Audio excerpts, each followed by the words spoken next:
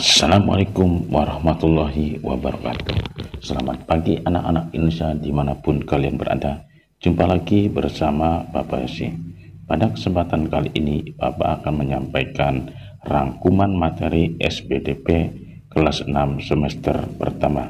Nah anak-anak, silakan kalian simak video berikut ini. Belajar pengertian seni patung. Seni patung adalah karya seni rupa berbentuk 3 dimensi yang diciptakan dengan metode subtraktif atau mengurangi volume dan metode adiktif atau penambahan volume.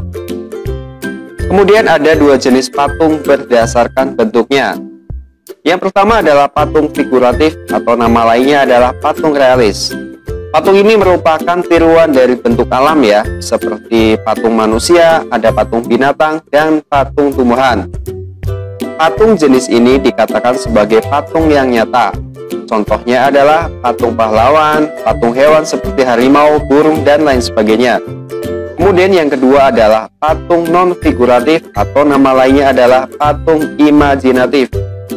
Patung ini adalah patung yang tidak meniru bentuk alam ya. Jadi patung ini tidak nyata atau bersifat abstrak.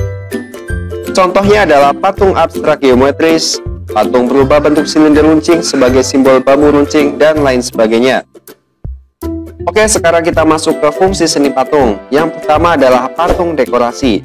Patung ini berfungsi untuk memperindah suatu ruangan atau lingkungan eksterior.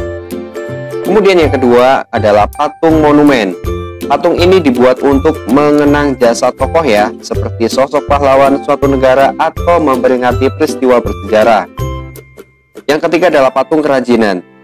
Patung ini dirancang untuk memenuhi kebutuhan pasar sehingga dapat diminati untuk dibeli. Kemudian lagi patung arsitektur. Patung ini dibuat untuk menunjang atau melengkapi konstruksi suatu bangunan. Berikutnya adalah patung seni atau fine art. Patung seni atau seni murni ini dibuat hanya untuk kepentingan estetis. Dan yang terakhir adalah patung religi. Bagi beberapa agama dan kepercayaan, patung memiliki unsur dan makna religius dan digunakan sebagai sarana beribadah. Oke, sekarang saya akan membahas bahan seni patung. Yang pertama adalah bahan lunak. Bahan yang lunak ini memiliki massa atau volume yang dapat digunakan untuk membuat patung dengan mudah.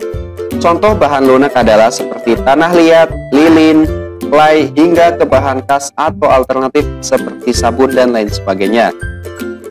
Yang kedua adalah bahan sedang. Bahan ini tidak lunak dan tidak keras. Contohnya adalah kayu randu, kayu mahoni, kayu waru, dan kayu yang tidak terlalu keras lainnya. Kemudian ada bahan keras. Bahan keras ini dapat berupa batu ya, atau kayu yang lebih keras. Contohnya adalah batu marmer atau kualam, batu granit, batu andesit, kayu jati, kayu ulin, dan kayu sono keling. Kemudian ada bahan cor. Bahan cor adalah bahan yang cair, serbuk, atau tidak padat, namun dapat menjadi keras dalam waktu tertentu atau ketika diproses lebih lanjut. Bahan cor meliputi semen, pasir, gips, logam, emas, timah, bahan kimia seperti resin dan fiber. Oke, kita masuk pada alat seni patung. Alat seni patung yang pertama adalah pahat. Pahat ini digunakan untuk bahan yang sedang ya, atau keras untuk memahat ya, seperti memahat kayu, memahat batu, dan lain sebagainya. Pahat ini terbuat dari logam keras yang tajam. Kemudian yang kedua adalah butsir. Butsir adalah semacam pisau atau alat sudip untuk mengukir bahan yang lunak, misalnya untuk mengukir tanah liat. Yang ketiga adalah alat las. Diperlukan alat las agar dapat menyusun logam ya, sesuai dengan keinginan kita. Alat seni patung yang keempat adalah meja putar. Bisa kalian lihat pada gambar ini, berupa meja bundar yang dapat berputar ke segala arah. Yang kelima adalah palu. Palu ini digunakan untuk memukul pahat. Dan yang keenam adalah tang. Ketika membuat patung yang memerlukan rangka kawat, alat ini sangat dibutuhkan untuk membengkokkan dan meluruskan kawat sesuai dengan rancangan yang kita inginkan. Berikutnya adalah teknik dalam membuat patung. Yang pertama adalah teknik pahat. Teknik ini untuk mengurangi bahan menggunakan benturan benda keras atau alat pahat terhadap bahan patung yang diolah. Yang kedua adalah teknik kutsit. Membentuk bahan lunak dengan mengurangi bahan menggunakan alat kutsit dan menambahkan bahan jika diperlukan. Contohnya adalah bahan tanah liat dan lilin.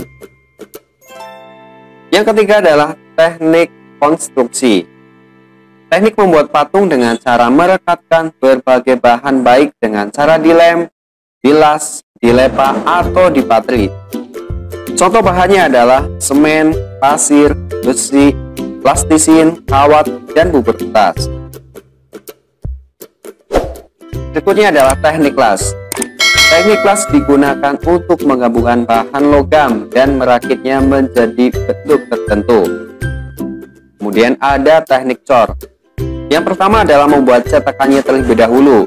Lalu bahan adonan cor dituangkan ke dalam cetakan sehingga menghasilkan bentuk yang diinginkan. Kemudian yang terakhir adalah teknik cetak. Seperti teknik cor, tapi cetakan dibuat terlebih dahulu. Namun bahan tidak harus dicor atau dituangkan. Nah, anak-anak, demikianlah yang bisa Bapak sampaikan kali ini. Mudah-mudahan bermanfaat untuk kalian. Selamat belajar dan terima kasih.